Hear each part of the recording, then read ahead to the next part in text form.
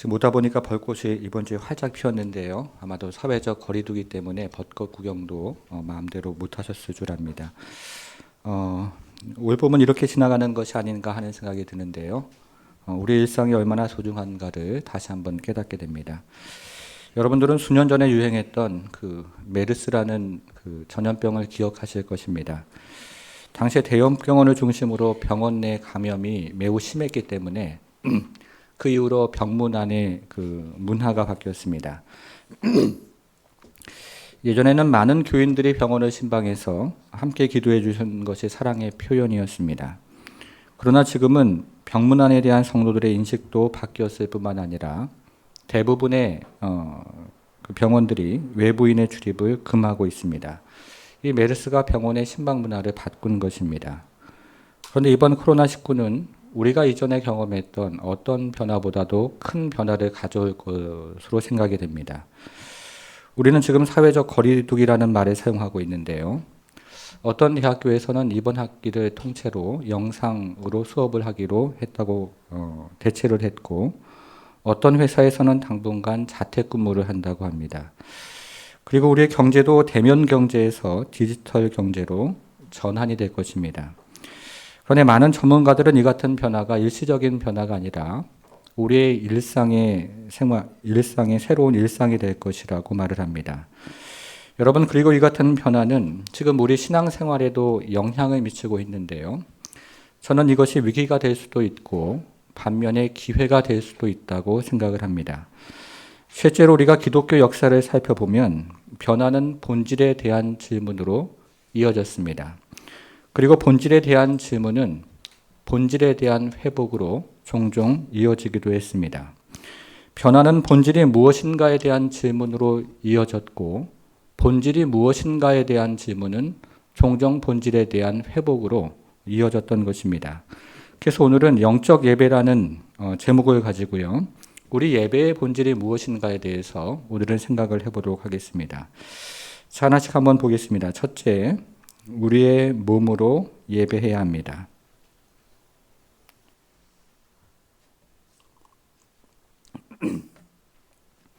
우리가 지금 살펴보는 로마서는 크게 두 부분 혹은 세 부분으로 나눌 수가 있는데요. 로마서는 그러므로라는 접속사를 중심으로 문단을 나눌 수가 있습니다. 그래서 우리는 잠시 그러므로라는 접속사를 중심으로 로마서 전체 문단을 잠시만 생각을 해보겠습니다. 여러분 펜이 있으면 좋겠는데요. 같이 한번 준비하면서 표시를 해보겠습니다. 성경을 앞으로 넘겨서요. 5장 1절로 가보겠습니다. 로마서 5장 1절로 가보겠습니다. 어떤 말로 시작을 합니까? 그러므로 이렇게 시작을 하죠. 여기에 표시를 한번 해보겠습니다. 여러분, 이것은 새로운 단락의 시작을 알리는 접속사입니다. 그러므로 우리가 믿음으로 의롭다 하심을 받았으니, 여기서 믿음으로 의롭다 하심, 여기에도 표시를 한번 해보겠습니다. 이것은 로마서 1장부터 4장까지를 요약한 것입니다. 실제로 우리가 로마서 1장부터 4장까지를 읽어보면 행위나 율법으로 의롭게 된 것이 아니라 믿음으로 의롭게 되었다, 이렇게 요약을 할 수가 있습니다. 그래서 로마서 1장부터 4장까지를 믿음으로 의롭다 하심, 이렇게 지금 요약을 하고 있습니다. 그래서 로마서에서 그러므로라는 그 접속사는요, 새로운 단락을 시작하는 접속사라고 할 수 있습니다. 이번에는 성경을 뒤로 넘겨서 로마서 8장 1절과 2절로 가보겠습니다. 자, 로마서 8장 1절과 2절인데요. 어떤 단어로 시작을 합니까? 그러므로, 여기에도 표시를 한번 해보겠습니다. 이것도 새로운 단락의 시작을 알리는 접속사입니다. 그러므로 이제 그리스도 예수 안에 있는 자에게는 결코 정죄함이 없나니, 이는 그리스도 예수 안에 있는 뭐라고 되어 있습니까? 생명의 성령의 법이 죄와 사망의 법에서 너를 해방하였습니다. 여기서 생명의 성령의 법, 여기에다가 이번에는 표시를 해보겠습니다. 이것은 로마서 5장부터 7장까지를 요약한 것이라고 할 수 있습니다. 실제로 우리가 로마서 5장부터 7장까지를 읽어보면 이전에는 우리가 죄와 사망의 법 아래 살았는데 이제는 우리가 그리스도 예수 안에 있는 생명의 성령의 법 아래 사는 인생이 되었다, 이렇게 요약을 할 수가 있습니다. 그래서 로마서 5장부터 7장을 생명의 성령의 법이다 이렇게 요약을 했던 것입니다. 여기서도요, 그러므로라는 이 접속사가 새로운 단락을 시작하는 것을 알게 합니다. 자, 이제 오늘 본문으로 돌아와서 로마서 12장 1절로 가보겠습니다. 12장 1절이요. 자, 이번에는 어떤 단어로 시작합니까? 그러므로 이렇게 시작을 하죠. 여기에도 표시를 해보겠습니다. 그러므로 새로운 단락을 알리는 것입니다. 그러므로 형제들아, 내가 하나님의 모든 자비하심으로 너희를 권하노니. 여기서요, 하나님의 모든 자비하심, 여기에 표시를 해보겠습니다. 하나님의 모든 자비하심. 여러분, 이것은 로마서 1장부터 11장까지를 요약한 것이라고 할 수 있습니다. 실제로 우리가 로마서 1장부터 11장까지를 읽어보면 우리가 믿음으로 옳게 된 것도 하나님의 자비하심이요, 그리고 우리가 죄의 법 아래 있지 아니하고 예수 그리스도 안에 있는 생명의 성령의 법 아래 살아가는 것도 하나님의 자비하심입니다. 이렇게 요약을 할 수가 있습니다. 그래서 로마서 1장부터 11장까지를 하나님의 모든 자비하심이라고 요약을 하고 있는 것입니다. 사랑하는 성도 여러분, 우리가 잠시 로마서를 요약해 보았는데요. 여러분들은 이 놀라운 하나님의 모든 자비하심을 지금 경험하면서 살아가고 계십니까? 믿음으로 옳게 되는 하나님의 자비하심, 그리고 예수 그리스도 안에 있는 새로운 성령의 법 아래 살아가는 하나님의 놀라운 자비하심을 지금 경험하며 살아가고 있습니까? 성도 여러분, 그러면 우리는 이렇게 하나님의 모든 자비하심을 경험한 사람들, 이 사람들의 인생은 어떻게 되어야 할까요? 자, 이제 1절을 다시 한번 보겠습니다. 1절을 보니까요, 그러므로 형제들아, 내가 하나님의 모든 자비하심으로 너희를 권하노니. 자, 그 다음부터 보겠습니다. 너희 몸을 하나님이 기뻐하시는 거룩한 산 제물로 드리라. 이는 너희가 드릴 영적 예배니라. 이렇게 말을 합니다. 여러분, 우리가 읽은 구절을 유심히 살펴보면 여기에는 구약의 제사에 해당하는 여러 가지 단어가 등장을 합니다. 첫째는 하나님이 기뻐하시는 이라는 말이고요. 둘째는 거룩한이라는 말입니다. 셋째는 제물이라는 말도 등장을 하고, 넷째는 예배라는 말도 등장을 합니다. 이 구절 안에는 구약의 제사를 가리키는 많은 단어가 들어가 있습니다. 그래서 카톨릭에서는 이것을 주일날 예배당에 모여서 하나님 앞에 예배를 드리는 것으로 해석을 했습니다. 하나님의 모든 자비하심을 경험한 성도들은 주일날에 예배당에 모여서 하나님께 예배를 드리는 것이라고 이해를 했던 것입니다. 여러분, 그러나 오늘 이 구절의 말씀은 의미는 그런 의미가 아닙니다. 이 구절에서 가장 중요한 단어는 몸이라는 말인데요. 이번에는 몸이라는 말의 표시를 한번 해보겠습니다. 여러분, 여기서 사도 바울이 너희 마음을 드리라 이렇게 말하지 않고 너희 몸을 드리라 이렇게 말하고 있는데, 너희 마음을 드리라 이렇게 말하지 않고 너희 몸을 드리라 이렇게 말하는 이유는 예배의 범위를 우리의 모든 일상으로 지금 확장해서 말하고 있는 것입니다. 우리의 모든 일상생활에서 하나님을 섬기는 일에 헌신을 해야 된다고 이야기하고 있는 것입니다. 그래서 우리는 어떤 특정한 시간이나 특정한 장소에 국한해서 예배하는 것이 아니라 모든 시간, 모든 장소에서 예배하는 예배자가 되어야 한다고 이야기를 하고 있는 것입니다. 모든 때와 모든 장소에서 예배하는 사람, 그리고 모든 일상이 예배가 되어야 한다고 이 구절은 이야기를 하고 있습니다. 여러분, 그래서 어떤 성경학자는요, 이 구절을 이렇게 주의를 했습니다. 그리스도인의 예배는 신성한 때에 신성한 자리에서 신성한 행위들로 이루어지는 것이 아닙니다. 그것은 이방인들이 하는 짓입니다. 이렇게 주의를 했습니다. 우리의 모든 일상이 예배가 되어야 한다고 이야기를 하고 있는 것입니다. 너무 중요한 이야기인데요. 여러분, 그것이 바로 오늘 본문에 등장하는 몸이라는 단어가 가리키는 것입니다.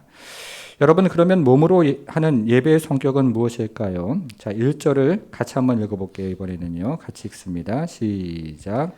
그러므로 형제들아, 내가 하나님의 모든 자비하심으로 너희를 권하노니 너희 몸을 하나님이 기뻐하시는 거룩한 산제물로 드리라.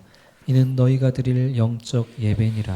자, 몸으로 드리는 예배의 성격은 첫째, 기뻐하시는 예배가 되어야 합니다. 자, 주보의 첫째 옆에다가요. 기뻐하시는 이라고 적어보겠습니다. 둘째, 몸으로 드리는 예배의 성격은 거룩한 예배가 되어야 합니다. 주보의 둘째 옆에다가요. 거룩한이라고 적어보겠습니다. 세 번째, 몸으로 드리는 예배의 성격은 살아있는 예배가 되어야 합니다. 주보의 셋째 옆에다가는요. 산이라고 적어보겠습니다. 성도 여러분, 남편이 하나님을 생각함으로 하나님을 위하여 열심히 일을 하면 그 일은 하나님이 기뻐하시는 예배가 된다는 뜻입니다. 그리고 아내가 하나님을 생각함으로 하나님을 위해서 열심히 집안 살림을 하면 그 집안 살림은 거룩한 예배가 됩니다. 그리고 자녀가 하나님을 생각함으로 하나님을 위하여 열심히 공부하면 그 공부는 살아있는 예배가 되는 것입니다. 여러분 이해하셨습니까? 다시 한번 말해보겠습니다. 아빠가 믿음으로 일을 하면 그 일은 하나님이 기뻐하시는 예배가 됩니다. 아내가 믿음으로 집안 살림을 하면 그 집안 살림은 하나님께서 기뻐하시는 예배가 되는 것입니다. 그리고 자녀가 믿음으로 공부를 하면 그 공부는 살아있는 예배가 된다는 말씀입니다. 여러분, 그래서 믿음으로 일하고 믿음으로 살림하고 믿음으로 공부하는 것을 실제로 이 구절에서는 무엇이라고 이야기할까요? 1절을 다시 한번 보겠습니다. 1절, 그러므로 형제들아 내가 하나님의 모든 자비하심으로 너희를 권하노니 너희 몸을 하나님이 기뻐하시는 거룩한 산 제물로 드리라. 이는 너희가 드릴 뭐라고 되어 있습니까? 영적 예배라고 되어 있습니다. 믿음으로 일하고 믿음으로 살림하고 믿음으로 공부하는 것을 영적 예배라고 이야기하고 있는 것입니다.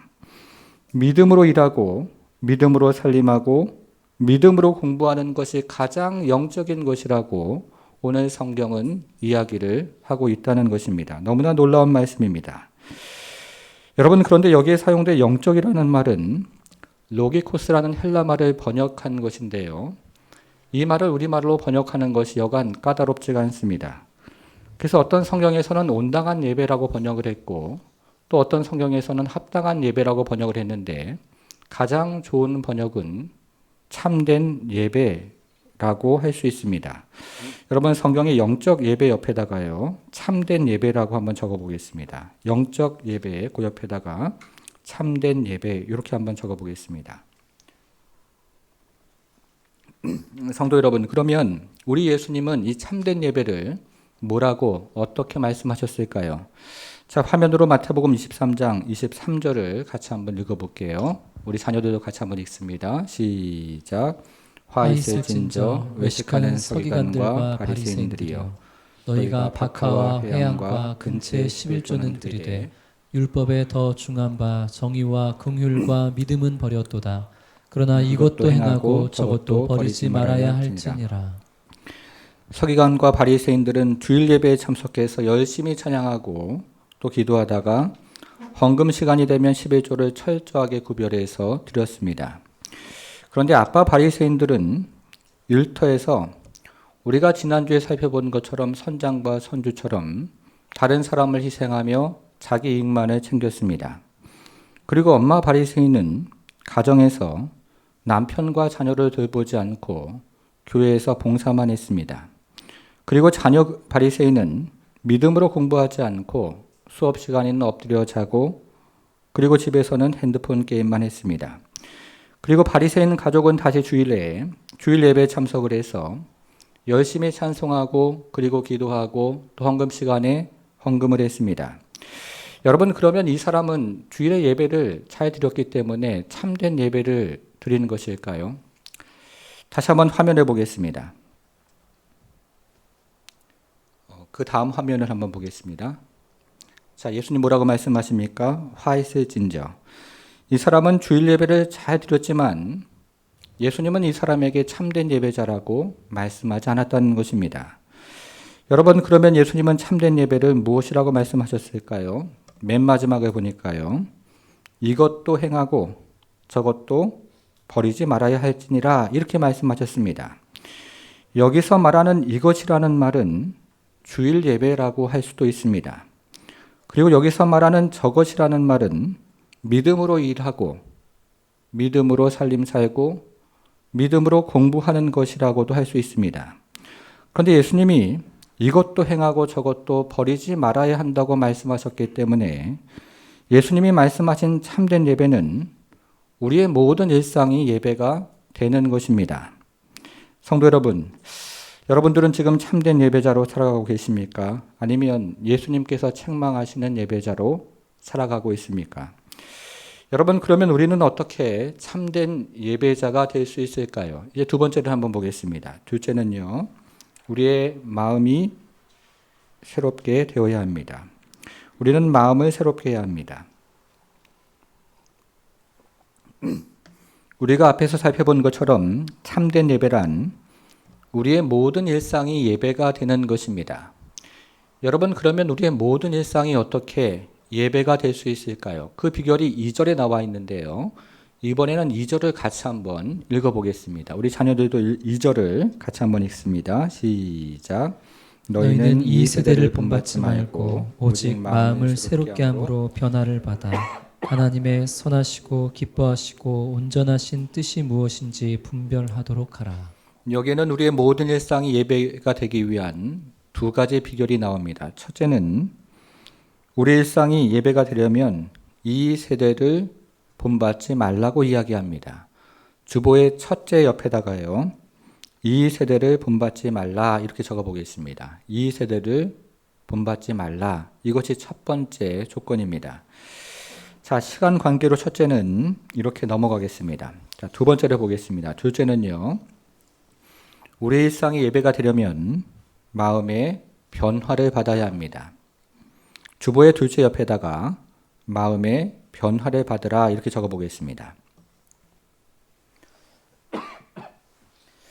여러분, 그러면 마음의 변화를 받는 것은 무엇을 의미할까요? 먼저 변화를 받는다, 이 뒤에 있는 말부터 생각을 해보겠습니다. 여기에 등장하는 변화를 받는다는 말은 성경에서 주로 사용하는 단어가 아니고 자연계에서 주로 사용하는 말을 지금 로마서 12장 2절에서 사용을 하고 있는데요. 애벌레가 나비로 변하는 것을 설명할 때 이 단어를 가지고 설명을 합니다. 여러분, 그런데 이것은 단지 껍데기가 변하는 것을 의미하는 것이 아니고 본질이 변하는 것을 의미할 때 사용을 합니다. 이것은 단지 껍데기가 달라지는 것을 뜻하는 말이 아니라 본질이 달라질 때 뜻하는 말입니다. 성도 여러분, 우리가 술과 담배를 하지 않으면서도 얼마든지 세상적일 수 있다는 사실을 아십니까? 술과 담배를 하지 않으면서도 우리의 가치관은 얼마든지 세상적일 수가 있습니다. 반대로 우리가 주일날 이 자리에서 예배를 드리면서도 얼마든지 세상적일 수 있다는 사실을 아십니까? 우리가 주일날 이 자리에서 예배를 드리면서도 먼저 그의 나라와 그의 의를 구하지 아니하고 자기의 나라와 자기의 의를 구하면서 예배를 드리면 그 예배는 곧 세상이 되는 것입니다. 그래서 변화를 받는다는 말은 단지 껍데기가 달라지는 것을 의미하는 것이 아니라 우리의 본질이 달라지는 것을 의미하고 있습니다. 여러분, 그러면 우리의 어떤 본질이 달라져야 한다고 오늘 본문은 이야기를 하고 있습니까? 2절에서요, 마음이라는 말의 표시를 해보겠습니다. 1절에서는 몸이라는 말이 가장 중요했는데 2절에서는 마음이라는 말이 중요합니다. 그런데 성경이 말하는 마음은 우리가 일반적으로 생각하는 생각의 처소가 아니고 사고방식의 처소라고 할 수 있습니다. 성경이 말하는 마음은 기쁘고 슬픈 감정의 처소가 아니라 마음의 성향이나 마음의 자세나 마음의 태도를 일컫는 사고방식의 처소라고 이야기할 수 있습니다. 여러분, 그런데 어떻습니까? 우리 인간의 마음이 쉽게 변하던가요? 아내 여러분, 남편이 쉽게 변합니까? 지금 아니라는 소리가 여기저기서 들리는 것 같은데요. 그러면 아내는 어떻습니까? 그리고 우리 자녀들은 어떻습니까? 목회자들이 모여서 이 주제를 가지고 이야기를 하면요, 밤이 새도록 이야기가 끊이지 않습니다. 목회 현장에서 목회를 해보니까 그렇게 예배를 드리고 그렇게 훈련을 받는데도 잘 변하지가 않다는 것입니다. 이런 이야기가 있습니다. 어떤 감옥에 죄수 한 명이 들어왔습니다. 이 교도관이 몇 날 며칠을 옆에서 살펴보니까 참 성실하고 착한 사람이었습니다. 그런데 이 사람이 글을 읽고 쓸 줄을 몰랐습니다. 그래서 교도관이 틈이 나는 대로 이 사람에게 글을 가르쳤습니다. 이제 죄수가 출소할 때가 되자 교도관은 이제 글도 배웠으니 다시 감옥에 들어오지 말라고 말을 합니다. 그러면서 교도관의 마음은 매우 뿌듯해졌습니다. 그런데 얼마가 지나자 이 사람이 다시 한번 죄를 짓고 감옥에 들어왔습니다. 그래서 교도관이 제목을 보니까요, 공문서 미조 이렇게 되어 있었습니다. 여러분, 마음이 잘 안 바뀐다는 것입니다. 성도 여러분, 그러면 성경은 그것에 대해서 어떻게 이야기를 하고 있습니까? 2절을 다시 한번 보니까요, 2절에서 마음을 새롭게 함으로 변화를 받아, 이 말을 한번 찾아보겠습니다. 여러분, 이것은 우리의 마음이 바뀐다는 것을 전제로 지금 이야기하고 있는 것입니다. 성경은 인간의 마음이 바뀔 수 있다고 지금 말을 하고 있는 것입니다.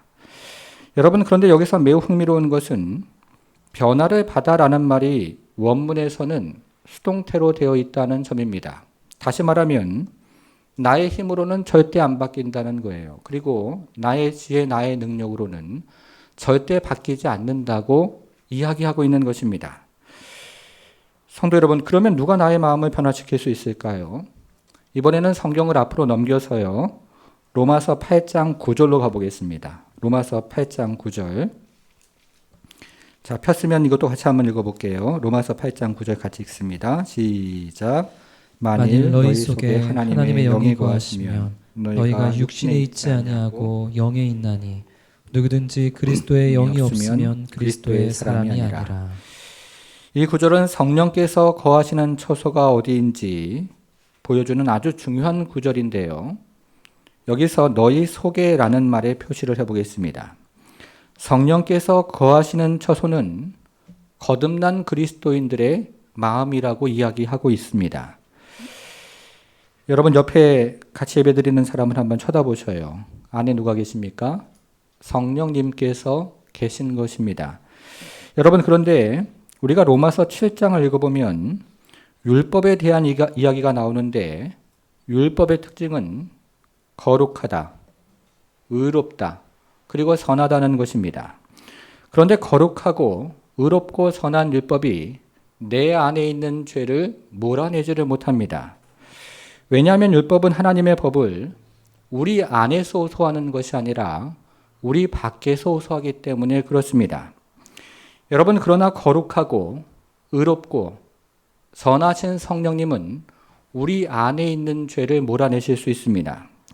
왜냐하면 성령님은 하나님의 법을 우리 밖에서 호소하는 것이 아니라 우리의 마음을 변화시켜서 우리 마음 안에서 호소를 하기 때문에 그렇습니다. 성도 여러분, 여러분들은 죄를 짓고 싶을 때 어떻게 하십니까? 죄 짓지 말아야지 라고 작정을 하니까 되던가요? 게임을 하지 말아야지 라고 생각을 하고 작심을 하니까 되던입니까?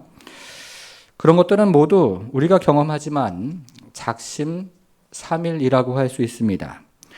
저는 그럴 때마다 성령님께 내 마음을 바꾸어 달라고 기도합니다. 내 마음을 거룩함으로 충만케 해달라고 기도하고 내 마음을 의로움으로 충만케 해달라고 기도하고 그리고 내 마음을 성령님의 그 선함으로 충만케 해달라고 기도합니다. 성령님만이 나의 마음, 우리의 마음을 바꾸신다는 것입니다. 여러분, 그러면 성령님이 우리의 마음을 바꾸시면 우리 안에서 어떤 변화가 일어날까요? 오늘 본문으로 돌아와서 로마서 12장 2절을 같이 또 한번 읽어보겠습니다. 자, 본문으로 돌아와서 12장 2절을요, 같이 한번 읽어보겠습니다. 시작. 너희는 이 세대를 본받지 말고 오직 마음을 새롭게 함으로 변화를 받아 하나님의 선하시고 기뻐하시고 온전하신 뜻이 무엇인지 분별하도록 하라. 성령께서 우리의 마음을 새롭게 하시면 우리는 하나님의 선하시고 그 다음에 뭡니까? 기뻐하시고 그 다음에 뭡니까? 온전하신 뜻이 무엇인지를 조금씩 분별해 가게 됩니다. 여러분 이것이 한 번에 되지는 않지만요. 시간이 지나면서 계속 하나님의 선하시고 기뻐하시고 온전한 뜻이 무엇인지를 분별하게 되어지는 것입니다. 여러분 그러면 저 같은 목회자가 성령으로 마음이 새로워지면요. 교회를 재정이나 숫자로 생각하는 것이 아니라 교회를 통해서 하나님의 뜻이 이루어지는 것을 늘 생각하게 됩니다. 그리고 사업을 하는 사람이 성령으로 마음이 새로워지면 사업을 돈으로 생각하는 것이 아니라 사업을 통해서 하나님의 뜻이 이루어지는 것을 늘 생각하게 됩니다. 여러분 중에 김하중 대사가 지은 하나님의 대사라는 책을 읽어보신 분이 계실 것입니다. 책에 이런 내용이 있습니다. 지난 주중 대사 시절 저는 성령님을 따라 담대하게 살았습니다. 저를 대사로 파견한 나라는 대한민국이지만 하나님은 저를 하나님의 대사로 중국 땅에서 사용하셨습니다. 성령으로 우리의 마음이 새로워지면 우리의 모든 일상에서 하나님의 뜻을 구하는 예배자가 된다는 것입니다. 사랑하는 성도 여러분, 여러분들은 성령으로 마음이 새로워진 예배자입니까? 바라기는 우리의 모든 성도가 성령으로 마음이 새로워져서 우리의 모든 일상에서 하나님의 뜻을 구하며 살아가는 그런 예배자의 삶을 살기를 바랍니다. 사랑하는 성도 여러분, 지금 우리가 살아가고 있는 이 세상은 여러분 아시는 것처럼 코로나19 바이러스로 말미암아서 잠시 세상이 멈추었습니다. 미국 뉴욕에 사역하는 목사님의 이야기를 들어보니까요. 뉴욕이라는 큰 도시가 봉쇄가 되었다고 말을 하고 네팔에서 사역하시는 선교사님 이야기를 들어보니까 네팔도 집 바깥으로 나가지 못한다고 이야기를 합니다. 지금 나라마다 국경을 폐쇄하고 서로의 교류가 끊어졌습니다. 그래서 사람과 차로 가득했던 도시가 텅 비고 모임들이 흩어지고 사람들이 격리가 되어집니다. 하나님께서 한 마음이 되어 바벨탑을 쌓던 세상을 흩으신다는 생각이 듭니다. 성도 여러분, 그런데 우리가 지금 세상을 잠시 멈추게 하신 하나님의 음성과 하나님의 교훈을 듣지 못한다면 우리가 당하는 이 고통은 아무런 의미가 없을 것입니다. 사랑하는 성도 여러분, 그러면 우리가 지금 깨달아야 하는 주님의 음성과 그리고 교훈은 무엇일까요? 저는 목회자 입장에서 예배당의 문이 닫힌 지금의 이 시간들이 너무나 힘이 들고 괴롭습니다. 그런데 지난 몇 주 동안 교육자들과 아침마다 기도하다가 예배당의 문을 하루라도 빨리 여는 것도 중요하지만 그러나 성경이 말하는 예배의 본질을 회복하고 그리고 교회의 본질을 회복하는 것이 더 중요하다는 생각이 들어집니다. 사랑하는 성도 여러분, 교회는 무엇일까요? 미국의 플러 신학교에서 공부를 할 때 펜 앵겐 교수는 교회를 이렇게 정의를 했습니다. 화면을 같이 한번 보겠습니다. 같이 한번 읽어볼게요. 시작. 모이는 교회, 흩어지는 교회. 여러분 이것이 무엇을 의미합니까? 모여서 예배하는 하나님의 백성이 교회이고 흩어져서 예배하는 하나님의 백성이 교회라는 것입니다. 교회는 모여서 예배하는 하나님의 백성일 뿐만 아니라 흩어져서 삶의 현장에서 예배하는 백성이 바로 교회라는 것입니다. 여러분, 우리 교회는 사역 훈련을 할 때 이 교회의 정의에 대해서 배우는데요. 이렇게 배웁니다. 화면을 또 한번 보겠습니다. 자, 이것도 같이 한번 읽어볼게요. 시작. 부름받은 하나님의 백성, 보냄받은 예수 그리스도의 제자. 세상에서 부름을 받아 예배하는 백성이고 그리고 세상으로 보냄을 받아 예배하는 백성이 바로 교회라는 것입니다. 교회는 세상으로부터 부름을 받아 예배하는 하나님의 백성일 뿐만 아니라 세상으로 보냄을 받아 삶의 현장에서 예배하는 바로 그 백성들이 바로 교회라고 이야기하는 것입니다. 다음 화면을 또 한번 보겠습니다. 여러분, 그러면요, 우리가 지금 교회에 대한 두 가지 정의를 생각해 보았는데, 먼저 모이는 교회, 흩어지는 교회, 여기서 강조점은 어디에 있을까요? 모이는 교회에 강조점이 있습니까? 아니면 흩어지는 교회에 강조점이 있습니까? 여기서 강조점은 뒤에 있는 흩어지는 교회에 강조점이 있습니다. 흩어지기 위해서 교회는 모이는 곳입니다. 여러분, 그러면 두 번째, 부름받은 하나님의 백성, 보냄받은 예수 그리스도의 제자, 여기에 강조점은 어디에 있을까요? 부름받은 하나님의 백성의 강조점이 있습니까? 아니면 보냄받은 예수 그리스도의 제자의 강조점이 있습니까? 여기서의 강조점도 보냄받은 예수 그리스도의 제자에 있습니다. 세상으로 보냄을 받기 위해서 우리는 세상으로부터 부름을 받은 것입니다. 사랑하는 성도 여러분, 그래서 교회는 교회 자신을 위해서 존재하지 않고 세상을 위해 존재하는 것이 바로 교회입니다. 성도도 성도 자신을 위해서 존재하지 않고 세상을 위해 존재하는 것이 바로 성도라고 할 수 있습니다. 이것이 바로 성경이 말하는 교회의 본질입니다.